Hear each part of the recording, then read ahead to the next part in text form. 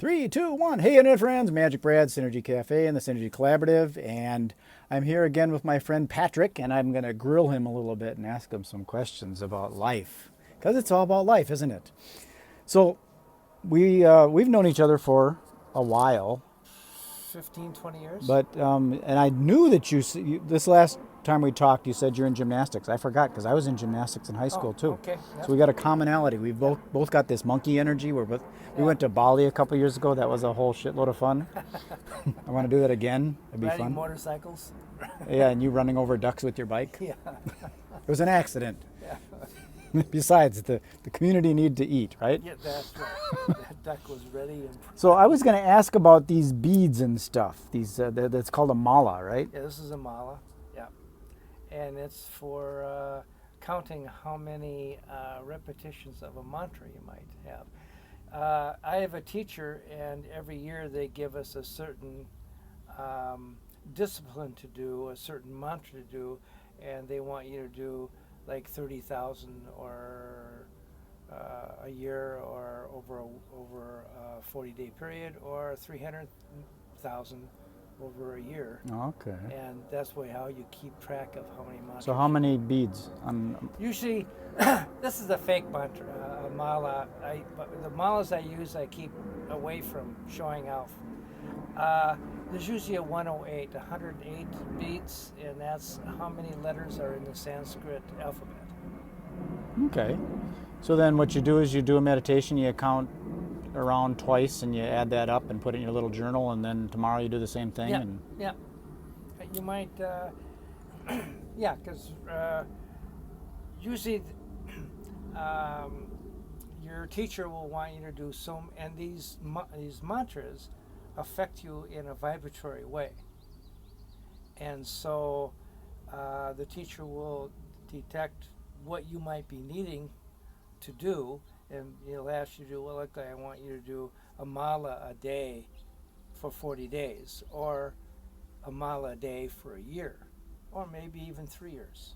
oh, I see. So that's a way of measuring how many you're supposed to do instead of just saying do 108. Right. Yeah. So now I know how many I'm going to be doing, and that word that you're saying inside your head affects you in a vibratory way. Okay. The other question I was going to ask is there different kinds of malas? Is it all just beads? There are wooden malas. There are crystal malas. But that doesn't matter, right? It's just a matter of counting. Yeah. In some cases, it does. In certain mantras would require a crystal mala. And you know what, to tell you the truth, I just heard this by my teacher just recently, that they wanted us to do a certain amount of malas over a year period, and they wanted us to do it with crystal malas because it picked up this particular vibration better. I don't know. I know there's a science behind that, but I don't know that science. Well, it makes sense to me because if you look at vibration in music, wood is going to vibrate a lot differently than crystal would. Right. So Exactly. I get the vibration. Yeah. Okay. So what's your take on the whole vibration concept? And when I was early on in my spiritual journeys, I wondered, what do you mean vibrate? I'm vibrating at a different frequency, and you vibrate up here and I vibrate down here, so we don't get along? Is that how that works? Kinda. Okay, this table that's in front of us, that vibrates at a certain frequency. The chairs we're sitting on vibrate at a certain frequency. Now, if I'm depressed and you're happy, I would be vibrating at a lower frequency than you. If I'm vibrating from a place of hate and anger compared to when I vibrate at a place of love and spirituality, I'd be vibrating at a higher place. So vibrations is everywhere. Everything's vibrating. So what causes something to vibrate? Because a vibration is something is going Well, on and off, correct?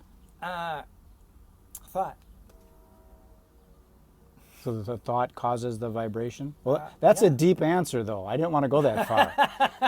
He went down the rabbit hole. See, the chairs aren't thinking, and it vibrates at a lower frequency. But us, because we have free will, I can vibrate at a low frequency when I'm in anger and despair, and vibrate at a higher frequency when I'm not. Okay, that made a lot more sense to me.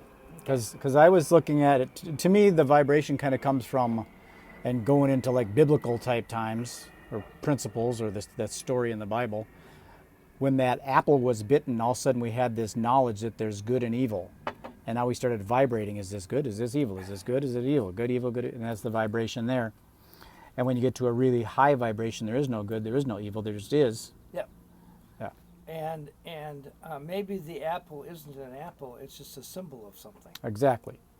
That's kind of what I was getting at. Yeah. So when a person is angry, they vibrate at a lower frequency because they're in this evil anger state, and then their humanness wants to come back to the nice, loving life state, and then they go back into the anger slower.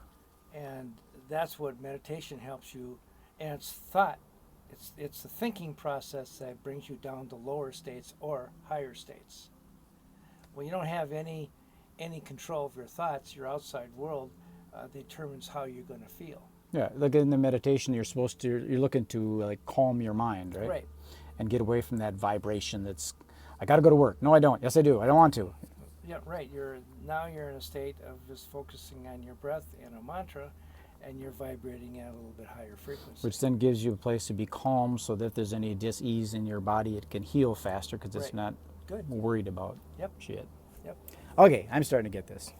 So let me think of it. I got to think of another. Do any of the viewers have any questions? If so, comment below. No, this isn't. Please call us on his phone. 612-242-6462. No, it's not 95. 612-242-6468. I keep my phone number is open. You can call me and text me. Sure. I'm open with all that stuff because it's not really my number. It's his. No. You don't know till you call. Breath work, that's sort of into the vibration end of things too, because when you exhale, that's one place, and then you inhale, it's another. And if you're going like you do with your breath work thing, you get all zoomed up. Yep. Am I explaining this right? Well, there's all different kinds of breathing. So I teach people how to breathe in a very slow, conscious way in the nostrils and doing it abdominally. Now, why we want to breathe down here rather than the chest is that when you're breathing up higher, you're accessing a major part of our nervous system, which is the sympathetic nervous system, which is fight flight.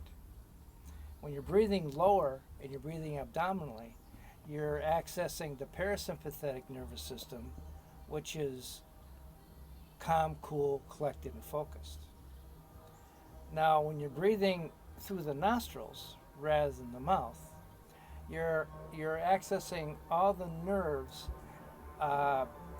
in that area, and this area is more nerve endings in the nostrils than anywhere else in the body besides the brain. So this is the cooling system. This is how you cool your whole body. So being aware of your breath, breathing diaphragmatically, abdominally, you actually really are in a state, a continuous state. Now, to get even deeper in a state, when you exhale, you're in the parasympathetic nerve. You access the parasympathetic, and when you inhale, you access the sympathetic. So putting more emphasis on the exhale than the inhale is going to keep you even more calm.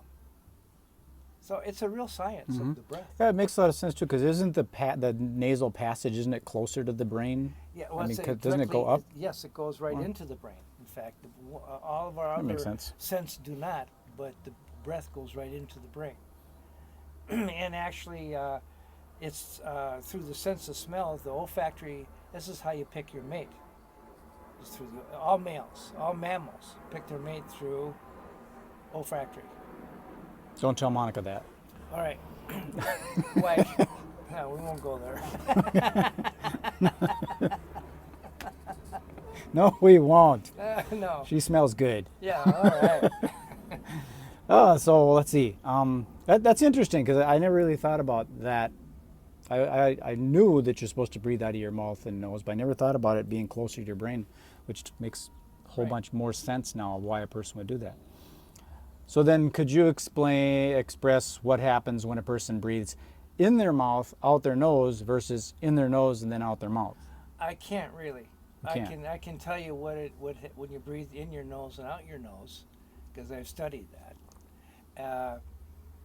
When you're breathing, being aware of this right here, and actually, if people in the audience would just close their eyes for a minute and just be aware of their breath right at where the nostrils meet, and feel that coolness of the inhalation, and now feel the warmth of the exhalation on the nostril membrane. Just inhale, nice and slow and even, and exhale, nice and slow and even. That actually has an enormous calming effect on you. And so if you want to be calm, cool, collect, and focused, you're aware of your breath at that point. Well, it makes sense when a person is running and stuff. They got to breathe really deep through their Right. mouth, and they can't. Totally cool. So I teach another aspect of the breath in which you do breathe high up in the chest. I know you do. I've experienced it. It's amazing. If you're in the Twin Cities or you want to fly, there's your plane. Yeah. If you want to fly Patrick out to your location, he can let you experience it. So go ahead and share a little bit with it. Okay, so when you are running and sprinting, you're going, you're breathing real hard. And when you're swimming, you're breathing with your mouth and you're breathing high in the chest. So that way is also a natural breath. So I teach people how to breathe that way also. Only the whole idea of breathing mostly is to take full breaths. Now, what we try to do with this is called unlimited breath, is to breathe fully, to breathe consistently. And what happens is by doing that, and we do it for 35 minutes.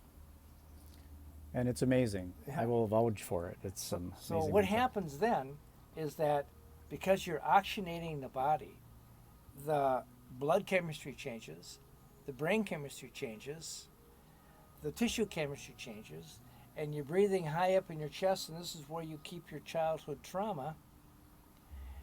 And you're absolutely totally focused on the breath, so the whole thinking process closes down, and you are then going to a state, and that state is where your unconscious mind opens up and you can see your patterns or even what happened to you as a young child and how that affected you in your life and how you've made decisions as a child that affects you today that might not work for you.